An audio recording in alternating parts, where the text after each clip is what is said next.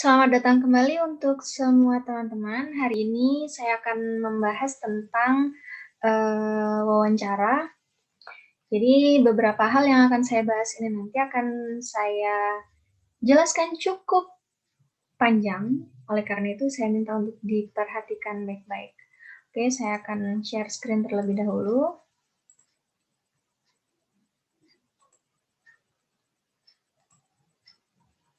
Ya, hari ini saya akan membahas tentang proses wawancara, analisa, dan interpretasi pada wawancara. Apa saja yang akan saya bahas? Yang pertama yaitu proses wawancara, terdiri dari apa saja, kemudian analisa dan interpretasi. Jadi teman-teman, wawancara itu memiliki banyak sekali jenisnya gitu ya. Mereka juga memiliki banyak kepentingannya, terus derajat strukturnya juga berbeda-beda. Itu semua ditentukan oleh jenis wawancara, situasi untuk apa kita menggunakan wawancara itu, kemudian tujuannya apa, berapa lama yang dapat kita dilakukan dalam wawancara gitu, kemudian kompleksitasnya. Oleh karena itu di sini saya akan menjelaskan tentang proses wawancara terlebih dahulu. Jadi yang pertama untuk proses wawancara sendiri itu adalah opening. Yang kedua yaitu body, yang ketiga yaitu closing.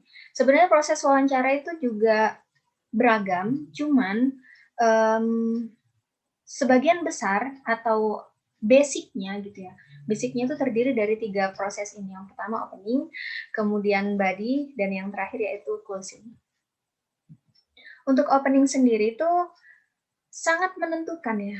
Jadi opening ini menentukan nada dan suasana wawancara dan mempengaruhi kemauan dan kemampuan untuk interaksi selanjutnya.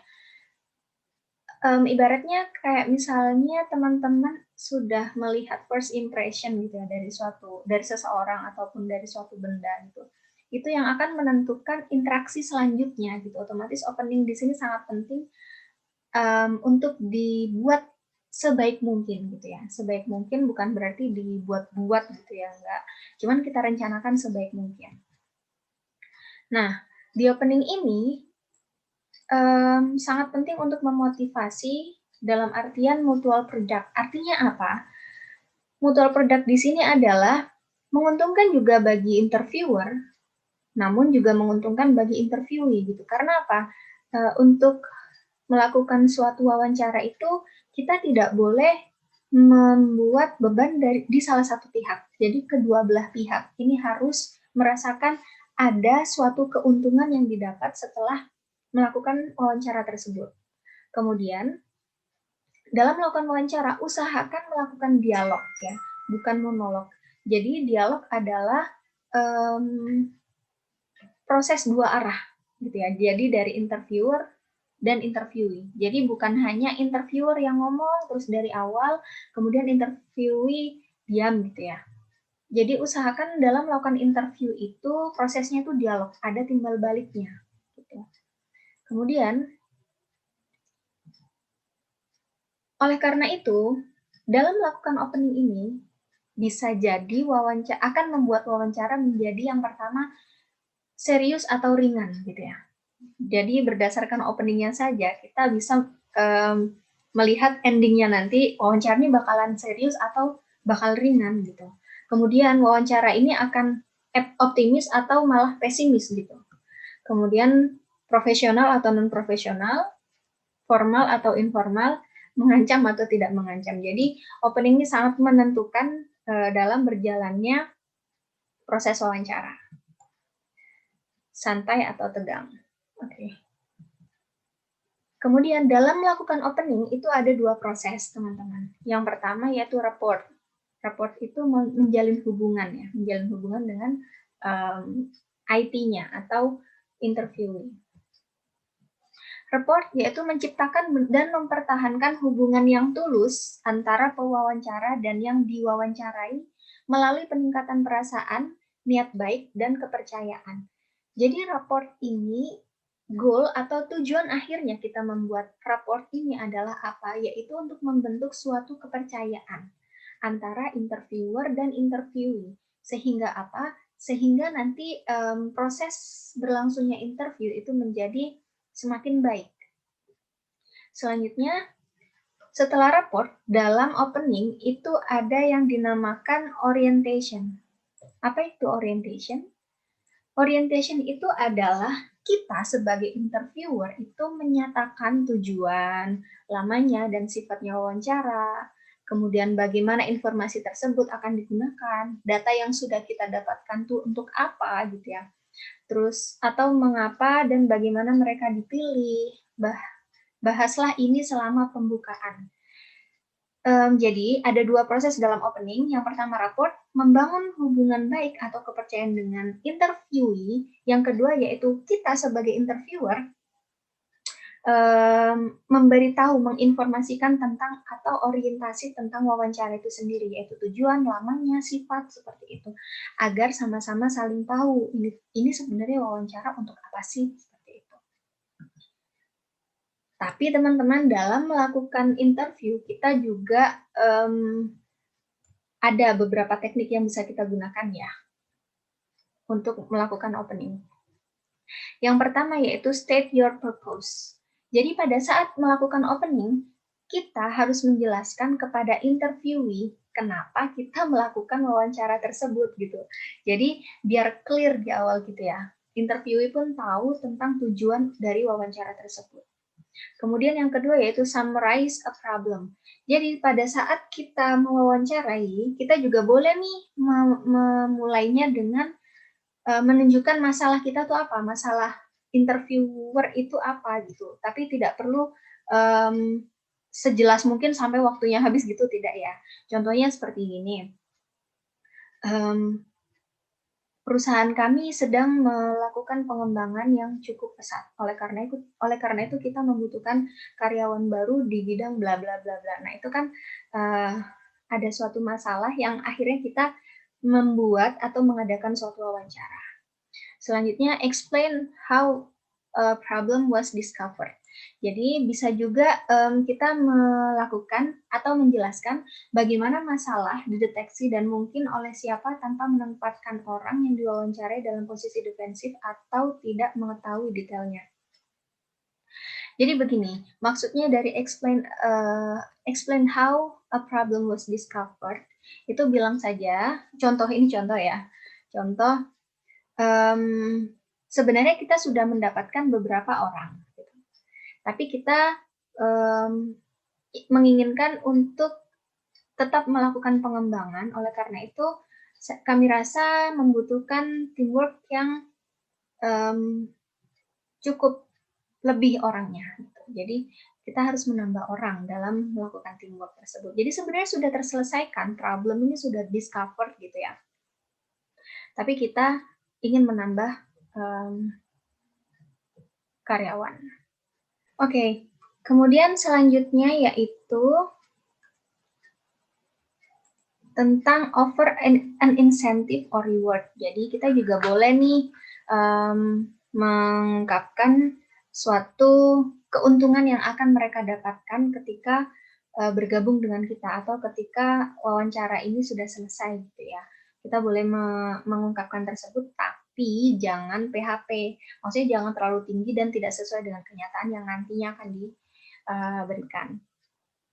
Kemudian request advice or assistance. Kita juga boleh loh meminta saran dari interviewee ini.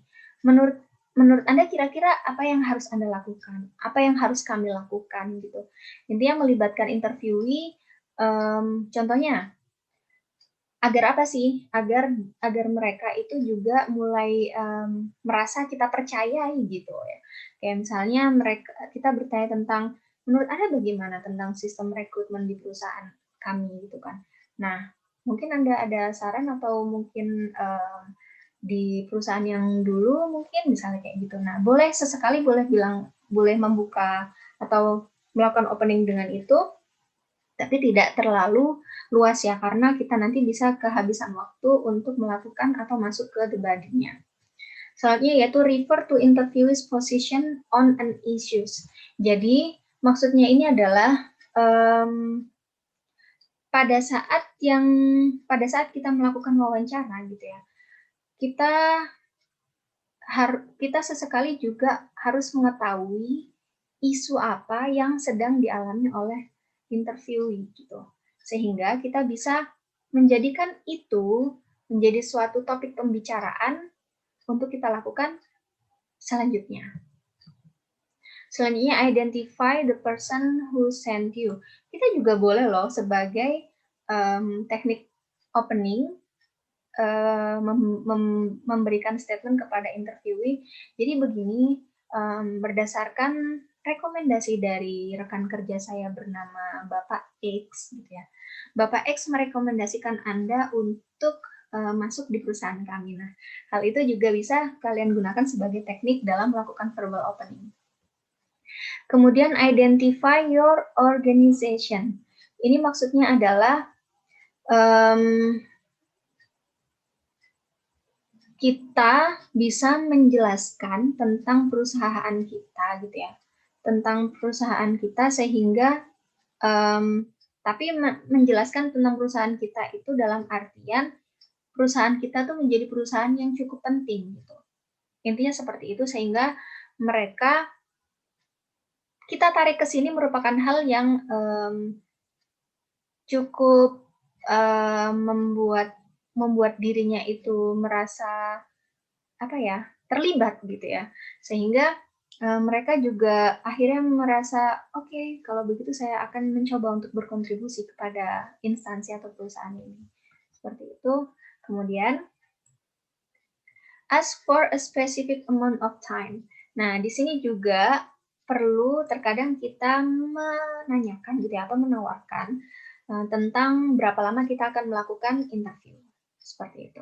Kemudian ask a question.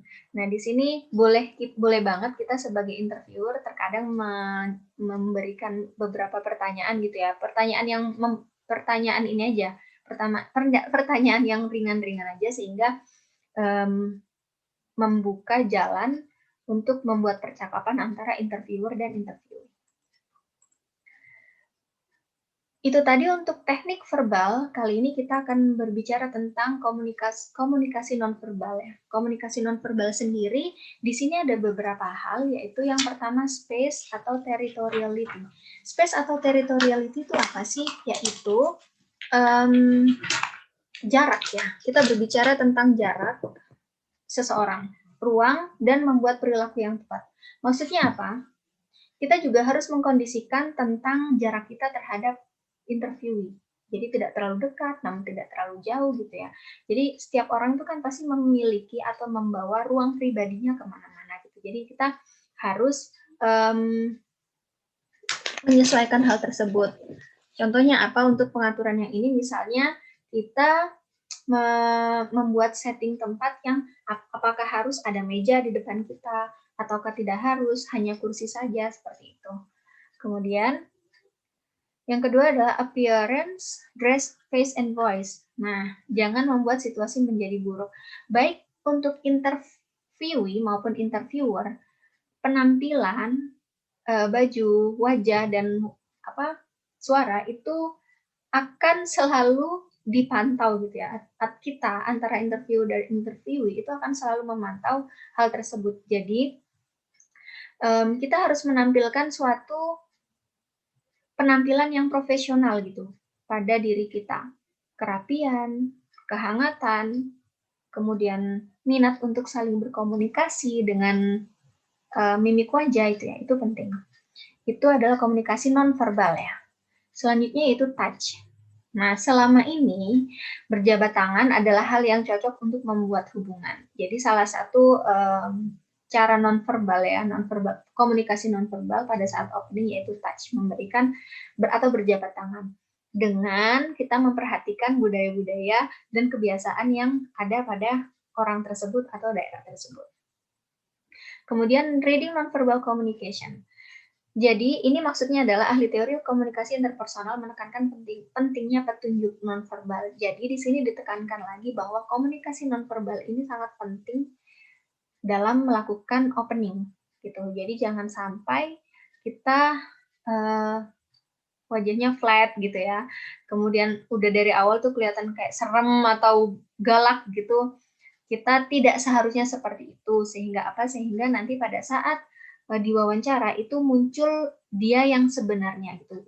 Bukan dia pada saat mendapatkan pressure atau bukan dia pada saat atau bukan dia pada posisi faking good atau faking bad.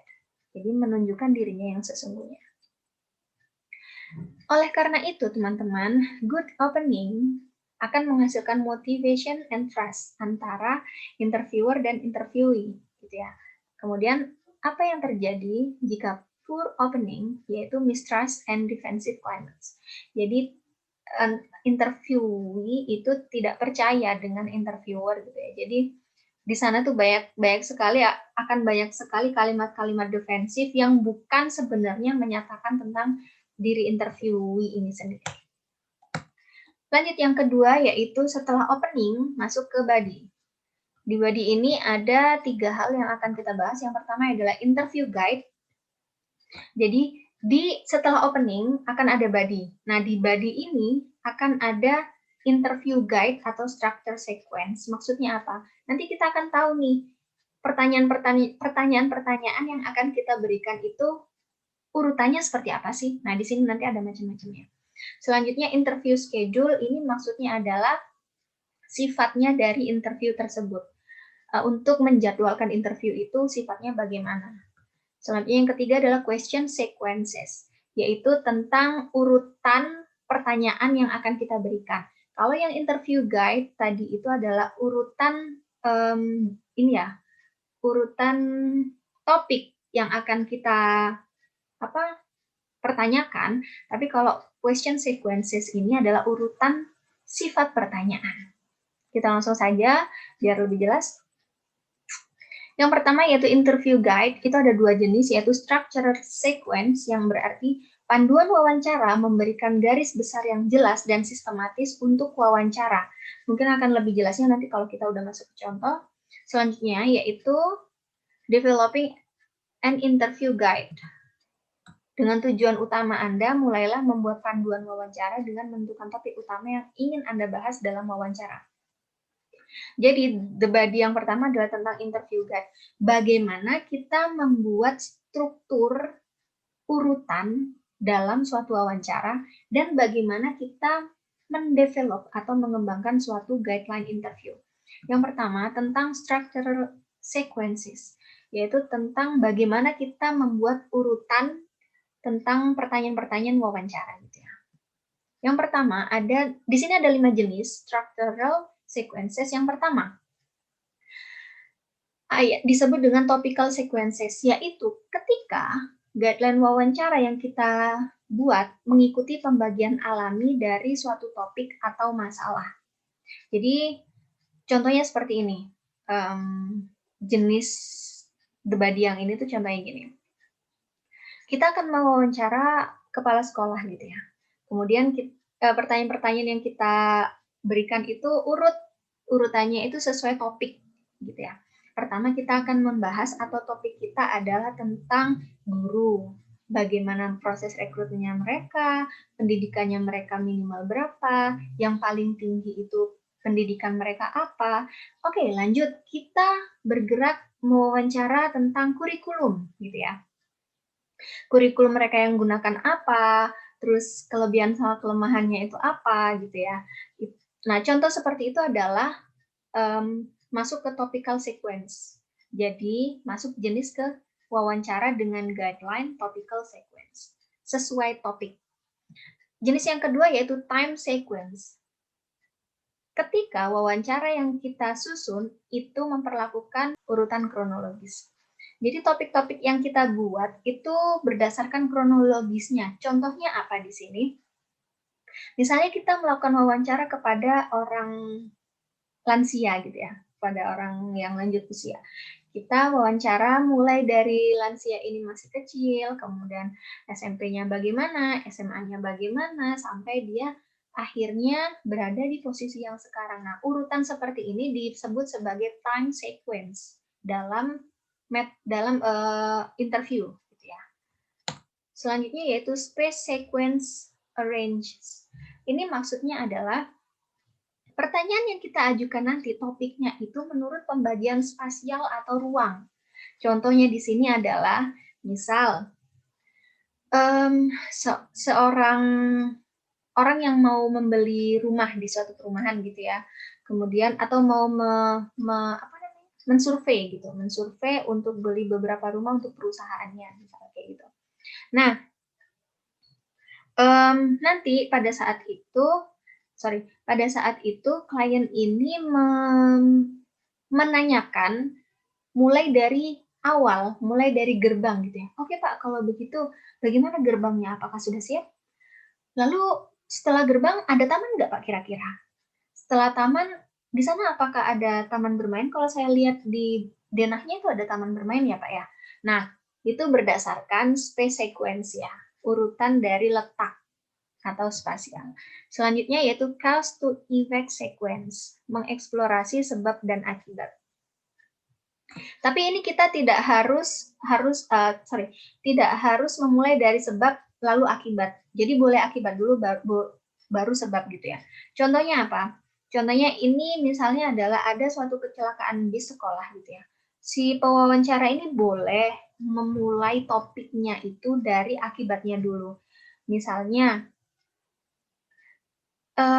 kecelakaan itu telah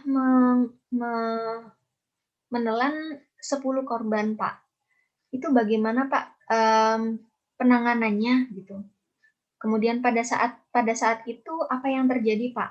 Setelah kejadian kecelakaan itu terjadi, misalnya nanti dijawab apa gitu ya sama interviewinya, barulah kita kembali ke sebabnya. Apakah itu diakibatkan oleh supir yang mengantuk, Pak? Misalnya kayak gitu. Atau juga kita boleh mulai dari sebabnya kecelakaan ini terjadi gitu. Jadi tidak harus berurutan ya, tidak harus sebab dulu baru akibat. Itu teknik yang selanjutnya. Yang terakhir yaitu problem solution. Nah, di sini terdiri dari fase masalah dan fase solusi. Contohnya apa? Contohnya misalnya teman-teman ini sedang mewawancarai dokter hewan gitu ya. Mewawancarai dokter hewan tentang tumbuhnya suatu penyakit gitu. Nah, boleh teman-teman ini dari topik yang pertama diajukan adalah dari masalah gitu ya. Jadi begini, Dok, beberapa kucing yang ada di kota ini saya lihat tuh sebagian besar tuh mengalami penyakit apa gitu ya. Kemudian nanti apa sih Dok yang dimaksud dengan penyakit bla bla bla bla bla itu misalnya gitu. Kemudian setelah kita mendapatkan beberapa jawaban, barulah kita masuk ke fase solusi. Kemudian apa Dok yang harus kita lakukan? Nah, itu contohnya dari interview The Body ini ya. Selanjutnya, setelah kita menentukan yang kita gunakan structural sequence-nya tadi apa gitu, kita masuk ke bagaimana kita mendevelop atau mengembangkan interview guideline atau pedoman interview. Yang pertama, kita harus punya topik garis besar berdasarkan intensitas wawancara atau berdasarkan tujuan wawancara. Kalau misalnya contohnya seperti ini. Kalau saya mempunyai topik, saya ingin membicarakan tentang penerimaan diri pada bapak rumah tangga. Ya sudah, kita garis besar kita adalah topik kita adalah tentang penerimaan diri, gitu ya, pada bapak rumah tangga. Nah, setelah kita udah menemukan topik besarnya, kita masuk ke subtopik yang lebih kecil dari mana, yaitu didapatkan dari aspek-aspek pada topik yang akan Anda selidiki. Jadi topiknya apa saja penerimaan diri itu. Nah, di situ kita breakdown. Kemudian dari aspek itu kita mulai membangun suatu atau membuat pertanyaan yang sesuai sehingga kita mendapatkan informasi dari aspek itu dari interviewee. Kalau tadi structural sequence, yang kedua yaitu interview schedules. Nah, interview schedule di sini ada 4 ya. Yang pertama yaitu wawancara tidak terjadwal, memberikan kebebasan maksimum untuk menyelidiki jawaban dan beradaptasi dengan orang yang diwawancarai dan situasi saat wawancara berlangsung. Ini wawancara tidak terjadwal. Contohnya apa? Contohnya misalnya teman-teman ingin mewawancarai kehidupan petani di desa gitu ya. Nah, di sana mau kapanpun saja teman-teman boleh pagi, boleh siang, boleh malam untuk bertemu dengan petani tersebut dan menggali tentang bagaimana perasaannya mereka mungkin ya pada saat musim kemarau misalnya seperti itu. Kemudian wawancara dengan jadwal sedang gitu ya. Kalau tadi tidak terjadwal, kalau yang kedua ini dengan jadwal sedang, mengurangi kebutuhan akan pembuatan pertanyaan instan. Jadi di sini memang dia tidak ada struktur yang sangat kaku gitu ya, tidak ada guideline yang sangat kaku yang harus dipatuhi, tetapi mereka tetap memiliki garis besar gitu, topik-topik apa aja yang akan mereka bahas itu tetap ada di sana dan bisa dieksplorasi dari sananya gitu. Contohnya biasanya wawancara kerja, kemudian para jurnalis menggunakan interview schedule jenis ini, yaitu jadwal sedang. Selanjutnya, wawancara yang sangat terjadwal. Nah, ini semua pertanyaan dalam wawancara yang sangat terjadwal ditanyakan persis seperti yang tertulis dan sesuai dengan jadwalnya. Tidak ada pertanyaan yang tidak direncanakan, tidak ada perubahan kata atau penyimpangan dari jadwal. Jadi, wawancara sangat terjadwal ini dengan adanya guideline interview, kita harus mematuhi itu semua. Gitu. Apa yang ada di sana harus kita ucapkan gitu. Urutannya harus sesuai di sana gitu. Tapi untuk di wawancara sangat terjadwal ini kita masih boleh melakukan probing. Apa itu probing? Probing adalah mendalami jawaban tersebut gitu. Kita ingin mengulik lebih dalam tentang jawaban oleh interviewer. Itu untuk wawancara sangat terjadwal. Ada lagi wawancara standar jadwal tinggi. Ini yang paling tinggi untuk sifat dari jadwalnya ya. Nah, untuk wawancara standar jadwal tinggi ini, Anda tidak boleh menyelidiki jawaban. Artinya, kita tidak boleh melakukan probing atau pendalaman dari jawaban yang sudah diungkapkan oleh interviewer. Kalau interviewer itu sudah menjawab A, oke, yang kita tulis adalah A. Kita tidak boleh menambah-nambahkan, menanyakan lebih jauh, menanyakan lebih jelas gitu. Bahkan kita juga tidak boleh menjelaskan pertanyaan atau menyesuaikan dengan narasumber yang berbeda. Menurut saya contohnya ini adalah ketika kita melakukan suatu tes gitu ya. Kita melakukan suatu tes itu tidak boleh menjelaskan atau menanyakan lebih dalam. Dalam hal ini contohnya dalam kenapa wawancara standar terjadwal tinggi ini perlu diadakan? Karena biasanya ini digunakan untuk penelitian gitu ya. Nah, antara peneliti satu dan peneliti lainnya itu harus memiliki jadwal atau sifat yang sama gitu. Sehingga kalau ada salah satunya saja yang melakukan probing tentang pendalaman itu, jadinya nanti bisa mengacaukan hasil dari data yang sudah didapatkan. Jadi interview schedule ini ada 4, tidak terjadwal, jadwal sedang, sangat terjadwal, dan standar terjadwal tinggi. Nah, kalau yang tadi adalah tentang ini ya, schedule wawancara. Kalau yang terakhir ini adalah bagaimana sifat wawancara sifat pertanyaan dalam wawancara. Yang pertama yaitu tunnel sequence. Oke. Ini artinya adalah bisa dilihat dari gambar ini ya, bisa dilihat dari gambar ini. The tunnel sequence atau untayan manik-manik adalah rangkaian pertanyaan terbuka atau tertutup yang sebanding. Jadi kita tidak menentukan open dulu atau close question dulu ya. Oke. Open question sama close question itu apa sih? Gitu. Kalau open question itu adalah ketika kita menanyakan suatu hal dan jawabannya itu bisa luas gitu ya. Bisa sesuai perasaannya orang tersebut. Intinya jawabannya tuh eksploratif gitu. Kalau close question itu lebih ke jawaban singkat. Contohnya berapakah usia Anda? Dari manakah asal Anda gitu ya? Berapa lama Anda tinggal di sini? Contohnya seperti itu untuk close question. Untuk the tunnel sequence ini tidak ada urutan tersebut terserah. Mau close dulu, jadi berlanjut aja gitu. Pertanyaan jenis ini umumnya digunakan dalam jajak pendapat, survei, wawancara jurnalistik, dan wawancara medis yang dirancang untuk memperoleh informasi, sikap, reaksi, dan niat. Saya kira sudah cukup jelas ya. Jenis yang kedua yaitu funnel sequence. Nah, yang ini ada jenis seperti ini ya. Jadi maksudnya adalah kita pada awalnya menanyakan tentang open question dulu kepada interviewee. Barulah pada endingnya kita menanyakan close question gitu.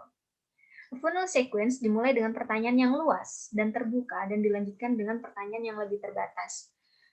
Kemudian urutan corong, ini kan corong ya. Paling tepat digunakan jika responden sudah mengenal suatu topik, merasa bebas untuk membicarakannya, ingin mengungkapkan perasaan mereka dan termotivasi untuk mengungkapkan dan menjelaskan sikap. Contohnya apa ini?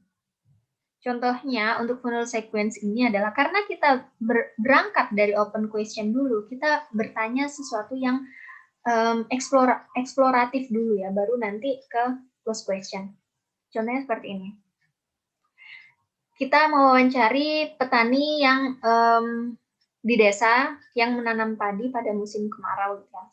Sangat jarang sekali air di sana gitu. Jadi kita bertanya dulu nih ke petaninya, bagaimana Pak perasaan Anda tentang hasil ladang yang ada saat ini, pencapaian panen pada saat ini. Bagaimana sikap Anda, Pak, untuk menyikapi hal tersebut? Apa yang akan Anda lakukan? Seperti itu. Jadi, kita menggunakan jenis funnel sequence ini ketika interviewer yang kita ajak interview ini, dia sudah memiliki cukup banyak pengalaman dalam bidang tersebut. Barulah nanti diakhiri dengan, kira-kira kapan, Pak, memulai panen selanjutnya, misalnya kayak gitu. Nah, itu mulai di close question, berakhir di close question. Itu untuk funnel sequence. Selanjutnya adalah inverted funnel sequence, yaitu corong terbalik. Kalau tadi dari open question dulu baru ke close question, saat ini kita close question dulu baru ke open question. Urutan corong terbalik dimulai dengan pertanyaan tertutup dan dilanjutkan ke pertanyaan terbuka. Urutan corong terbalik ini sesuai ketika orang yang diwawancara merasa tidak cukup tahu tentang suatu topik atau ragu-ragu. Kalau tadi itu kan sudah paham tentang topik yang akan kita bahas. Nah, kalau corong terbalik ini beda, kebalikannya. Contohnya apa? Contohnya kita akan meneliti tentang pengetahuan tentang COVID-19 pada setiap orang gitu ya. Nah, kita bisa menggunakan jenis question sequence ini. Kita berangkat dari close question dulu. Misalnya, apakah Anda tahu singkatan dari COVID-19? Gitu. Apakah Anda tahu awal muasalnya virus ini berasal dari mana? Nah, itu close question. Sehingga orang yang kita wawancarai ini tidak langsung keki gitu ya, tidak langsung, aduh, apa sih ini ditanyain apa kayak gitu, tidak langsung seperti itu. Tapi untuk membangun suatu interaksi yang baik, kita mulai dari close question dulu. Barulah nanti pada akhirnya kita akhiri dengan close question. Bagaimana perasaan Anda tentang adanya COVID-19 ini? Seperti itu. Selanjutnya combination sequence. Yang pertama yaitu the hourglass sequence, dan yang kedua the diamond sequence.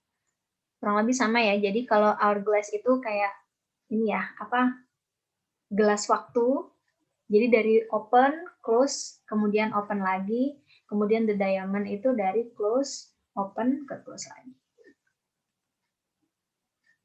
Selanjutnya yaitu tentang question sequence yang cukup berbeda dengan yang lain. Kalau yang awal tadi tentang open dan close question aja.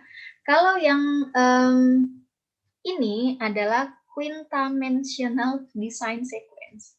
Apa sih itu? Quinta-dimensional design sequence ini urutan-urutan pertanyaan yang digunakan untuk menilai intensitas pendapat dan sikap.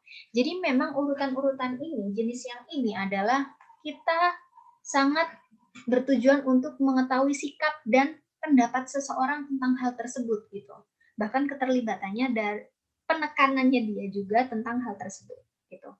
Ada 5 tahap yang kita gunakan dalam memproses quinta-dimensional design ini. Yang pertama yaitu awareness. Kita membuat satu contoh aja ya dari 5 approach ini, 5 step approach. Yang pertama yaitu awareness. Kita coba mengangkat tentang Omnibus Law yang kemarin ya.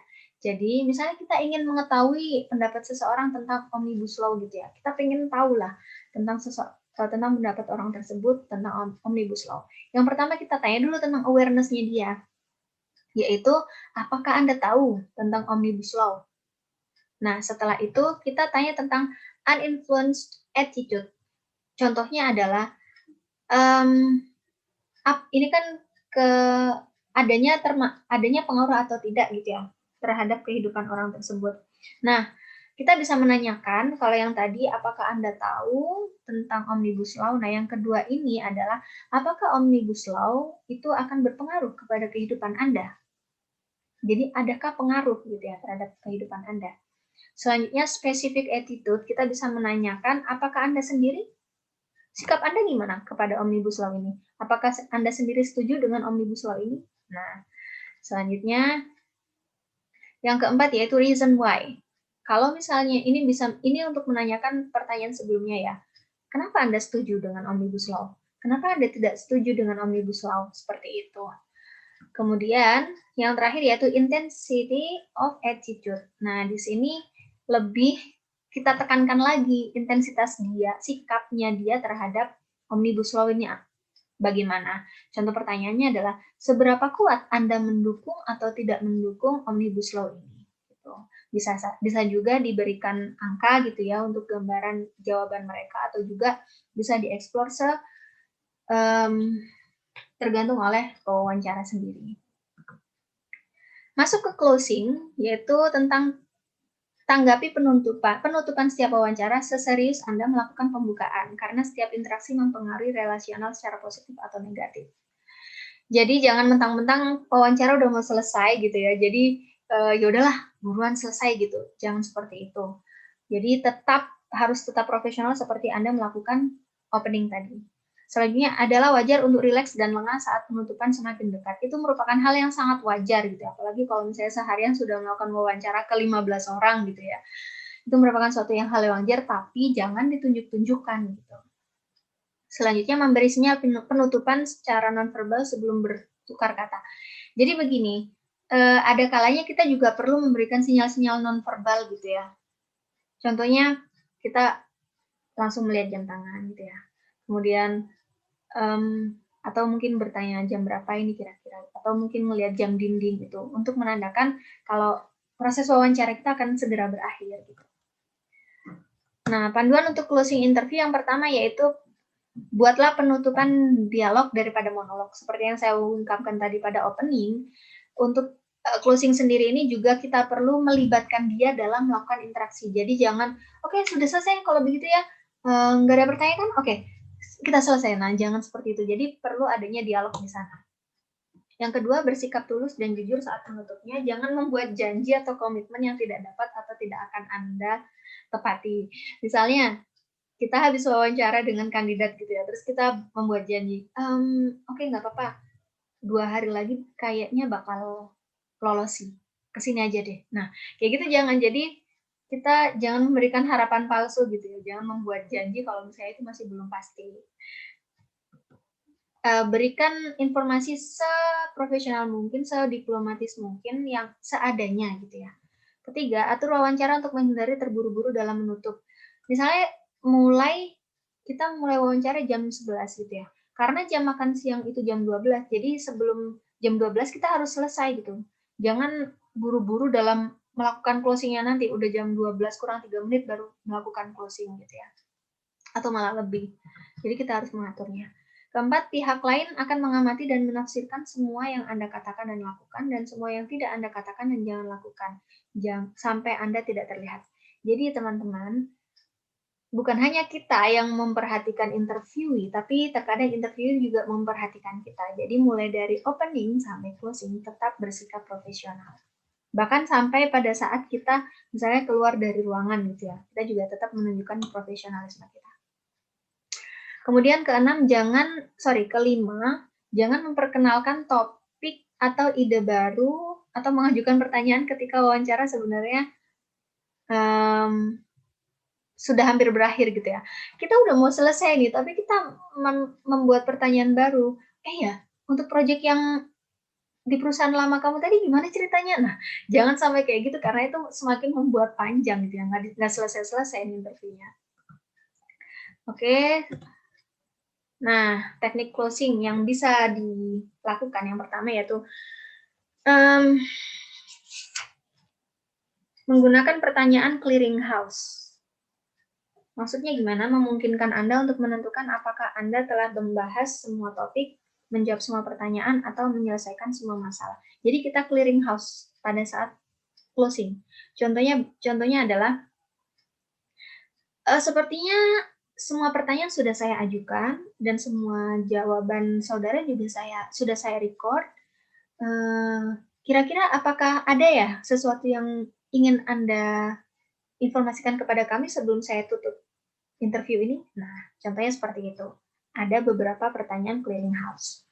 Selanjutnya yang kedua yaitu menyatakan penyelesaian tujuan yang dimaksud. Kita harus menyatakan, oke, wawancara hari ini sudah selesai, saya sudah mendapatkan data yang saya inginkan. Nah, kayak gitu itu teknik closing selanjutnya, yaitu ajukan pertanyaan pribadi. Pertanyaan pribadi adalah cara yang menyenangkan untuk mengakhiri wawancara dan meningkatkan hubungan. Misalnya kita mewawancara fresh graduate, tapi dia belum wisuda misalnya kayak gitu ya. Kemudian kita juga boleh menanyakan secara pribadi, kira-kira habis wisuda ada rencana kemana, misalnya kayak gitu. Itu boleh kita gunakan untuk teknik closing. Selanjutnya yaitu make professional inquiries, ajukan pertanyaan profesional. Kita juga boleh mengajukan pertanyaan ini, tapi dengan batasan tertentu, dalam artian jangan membuka topik terlalu baru gitu. Kalau perlu kita tanyakan, tapi segera kita akhiri gitu. Contohnya apa? Contohnya begini, tadi Anda membuat proyek Anda yang terakhir di perusahaan sebelumnya adalah ada proyek di Jakarta ya. Berarti sudah cukup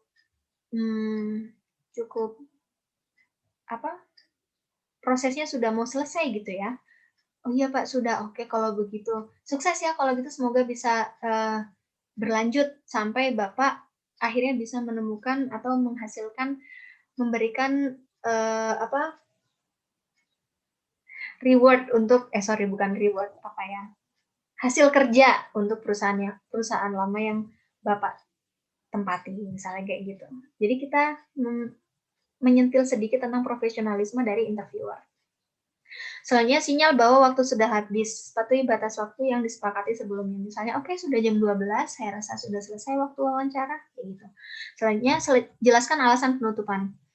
Jelaskan mengapa wawancara harus diakhiri. Nah, ini juga boleh. Oke, saya kira wawancara ini sudah selesai karena setelah ini saya juga akan ada meeting dengan atasan, misalnya kayak gitu. Kemudian ekspresikan penghargaan atau kepuasan. Apresiasi dan kepuasan adalah apa yang telah Anda terima.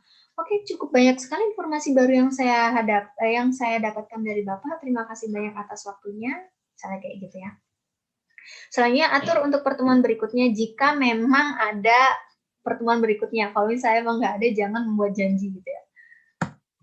Nah, yang terakhir yaitu ringkas wawancara. Nah, untuk ringkas wawancara ini boleh tekniknya itu menjelaskan dari awal sampai akhir. Oke, kita tadi sudah melakukan wawancara tentang ini, kemudian saya mendapatkan data ini, kita mulai dari waktu jam sekian, sekarang sudah jam sekian, saya sudah mendapatkan data yang sudah saya inginkan, terus kita tutup. Kayak gitu. Jadi kita ringkas keseluruhan wawancara. Selanjutnya yaitu analisa dan interpretasi. Analisa dan interpretasi yang pertama adalah mengelola data. Jadi kan kita sudah dapat data-data yang kita inginkan.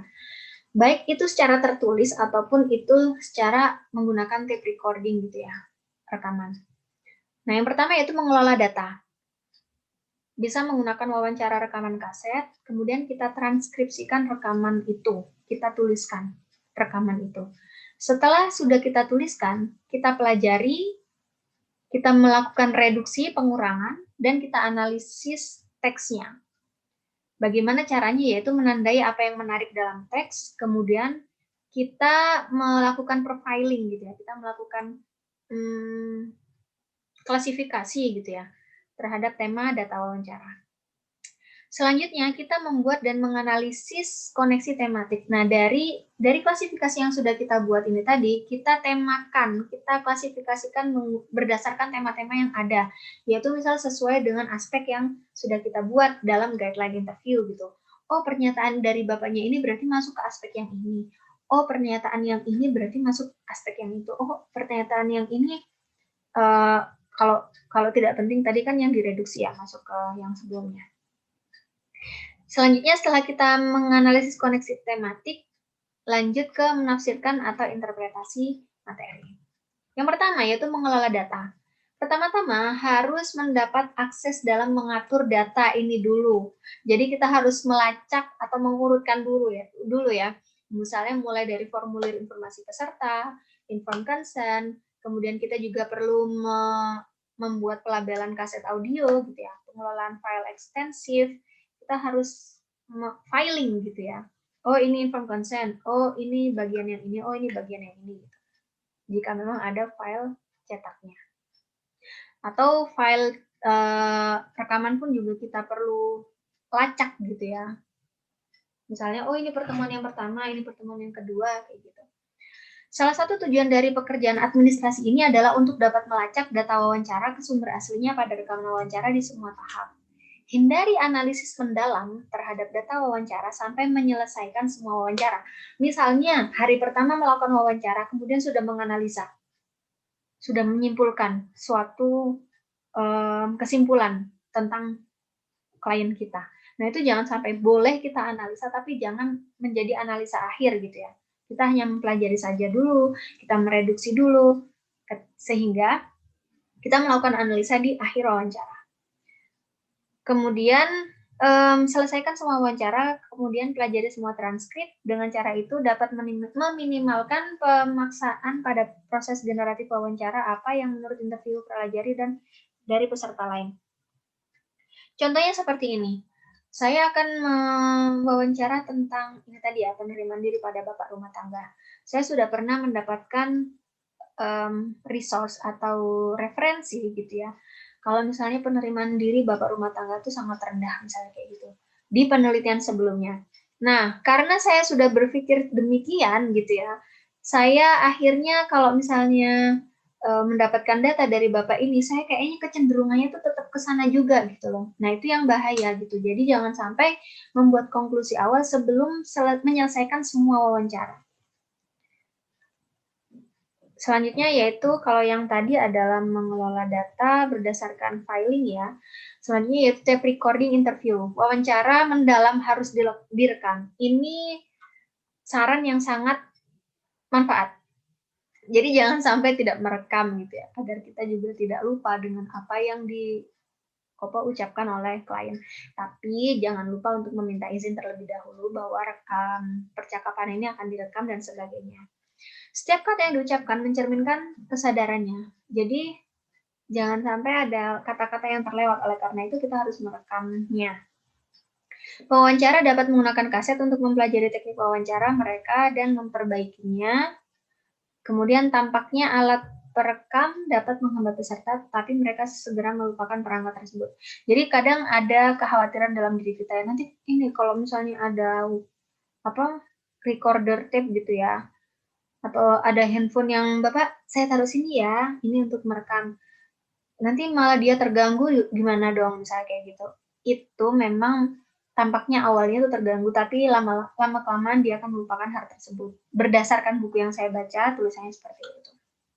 Tapi memang seperti itu sih, jadi tidak fokus terus sama alat yang kita gunakan. Kemudian managing the data. Jadi habis tadi mengelola data, kita memanage data nih. Nah, kita masuk ke transcribing interview tapes. Kita ketik gitu ya. Transkripsi awal harus dibuat dengan menggunakan program pengolah kata berbasis komputer. Dimungkinkan, jadi karena sekarang juga sudah teknologi maju, jangan dari yang kita dengarkan kita tulis tangan gitu, itu terlalu membuang waktu. Jadi langsung saja ditranskrip di komputer. Dimungkinkan untuk mendengarkan kaset beberapa kali, memilih bagian yang tampaknya penting, dan kemudian menyalinnya saja. Gitu. Nah,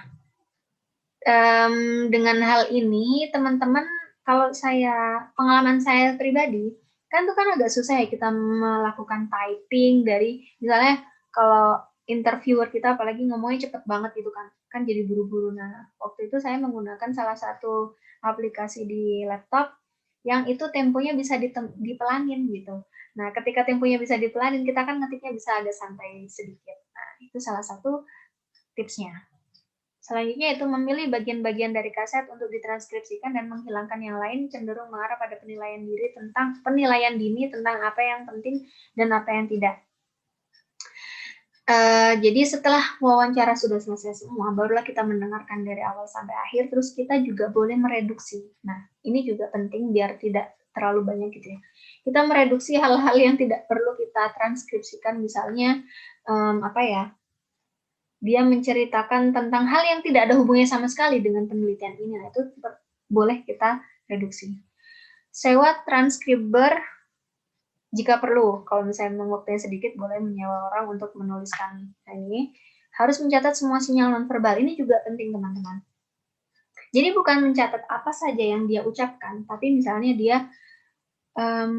Bapak, misalnya ya ini Bapak rumah tangga yang saya wawancara, berkata, saya itu agak sedih, Mbak, kalau misalnya dimarahin oleh istri saya. Dalam kurung, menunduk, dan menangis. Nah, sinyal nonverbal ini perlu dicatat sehingga transkripsi kita itu lebih bernyawa gitu ya, lebih tahu posisinya ini pada saat ini tuh apa yang terjadi itu jadi lebih lengkap.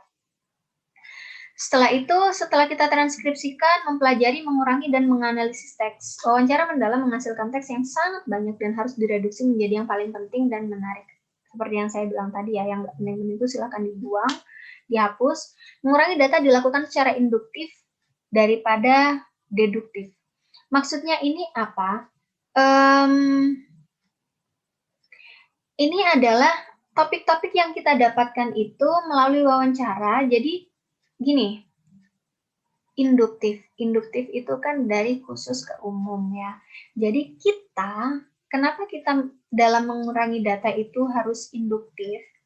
Karena ketika kita belajar dari konsep yang khusus dulu baru ke umum, seperti yang saya jelaskan di awal tadi tentang generalisasi ya, tentang generalisir atau generalisasi.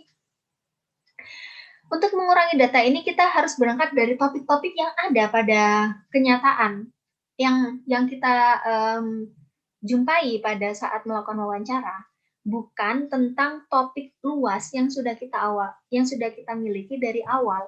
Misalnya yang itu tadi, kita harus membuat atau mengurangi data berdasarkan apa yang sudah kita temukan, bukan pengetahuan yang kita miliki di awal, yaitu tentang bapak rumah tangga itu penerimaan dirinya rendah. Itu kan merupakan suatu data yang general gitu ya, yang umum gitu ya. Nah, kita jangan berangkat dari sana, tapi berangkat dari topik-topik khusus gitu, dari apa yang memang benar-benar terjadi pada saat wawancara.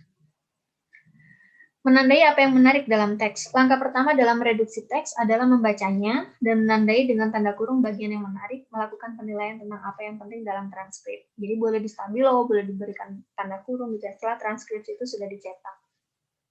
Dalam mereduksi materi, pewawancara sudah mulai menganalisis, menafsirkan, dan memaknai. Nah, kita bukan hanya motong gitu aja, enggak. Tapi pada saat memotong ini, kita juga harus menganalisa, ini tadi berarti nyambungnya ke sini ya. Gitu. Berarti kalau misalnya dua hal ini ada hubungannya, berarti artinya dapat ditafsirkan seperti ini ya. Oleh karena itu berarti benar aja bapaknya berarti sedih, misalnya kayak gitu. Nah, seni dalam melakukan pengolahan data interview itu yaitu gitu. Kita harus bisa dalam melakukan analisa, tafsiran, dan memaknai pada akhirnya. Kemudian, tanyakan kepada peserta untuk melihat apakah yang telah mereka tandai sebagai menarik dan penting, tampak demikian bagi mereka. Kemudian kurangi dan kemudian bentuk materi menjadi bentuk yang dapat dituliskan atau diproses kemudian. Maksudnya poin ini adalah kita juga harus mengklarifikasi ke interviewer ini. Kalau begitu, menurut Bapak begini ya. Kalau begitu, yang paling penting dalam hidup Bapak begini ya. Gitu. Nah, itu merupakan klarifikasi, verifikasi juga apa yang kita maknai ternyata benar menurut Bapaknya, seperti itu. Membuat dan menganalisis hubungan tematik. Awalnya adalah proses membaca dan menandai transkrip seperti yang saya jelaskan tadi. Kemudian memberi label pada bagian yang ditandai menarik. Jadi contohnya ini saya tunjukkan secara ini aja umum ya. Sudah ada nih transkripsi gitu kan. Terus kita mulai melabeli atau mengklasifikasikan. Oh ini berarti aspek yang ini. Oh pernyataan ini aspek yang ini gitu. Nah dengan melakukan kode tadi, misalnya aspek ini ada di pernyataan wawancara hari 3 pada baris sekian, kayak gitu. Itu kode-kode yang bisa digunakan. Kemudian disarankan bekerja terlebih dahulu pada salinan kertas dan kemudian mentransfer pekerjaan ke komputer. Jadi kita lebih, ini tentatif sih, jadi terserah mau gimana. Tapi menurut penulis buku ini, dia lebih suka dalam mengklasifikasikan itu tadi, membuat coretan-coretan kecil di kertas sehingga nanti biar lebih enak dalam proses klasifikasinya. Menguji kategori terlalu dini dapat menyebabkan jalan buntu. Jadi setelah membagikan atau membuat tema gitu ya, mengklasifikasikan tema-tema itu, oke, sudah selesai misalnya kayak gitu. Itu bisa saja fine-fine saja, tapi ada lebih baiknya kita cek lagi gitu. Kita cek lagi apakah sudah benar nih hubungan tematiknya gitu ya. Agar lebih pendalaman atau analisa yang dilakukan oleh interviewer pun bisa lebih baik. Kemudian memilih bagian yang terhubung ke bagian lain define, seperti yang saya jelaskan tadi ya. Jadi tidak hanya berdiri sendiri, tapi bisa jadi aspek ini juga ada hubungannya sama aspek ini, biar data yang dihasilkan tuh lebih komprehensif. Kemudian interpretasi materi. Nah, setelah kita buat, sudah kita bagi-bagi gitu ya, waktunya menginterpretasi materi. Menginterpretasikan bukanlah proses yang hanya dilakukan peneliti menjelang akhir proyek, tapi ini itu juga seperti yang saya jelaskan tadi, interpretasi, menafsirkan, menganalisa itu selalu ada dalam setiap proses gitu ya. Jadi jangan mentang-mentang misalnya di awal ya udah hanya transkripsi aja, hanya merekam saja gitu, tidak. Tapi dari awal juga biar lebih paham gitu ya. Oh berarti bapaknya tadi bilang seperti ini ya. Berarti minggu depan saya nanyanya juga ada hal yang ini nih kayak gitu. Biar nanti hasilnya lebih baik juga. Selanjutnya menyusun profil adalah tindakan analisis seperti menyajikan dan mengomentari kutipan yang diatur dalam kategori.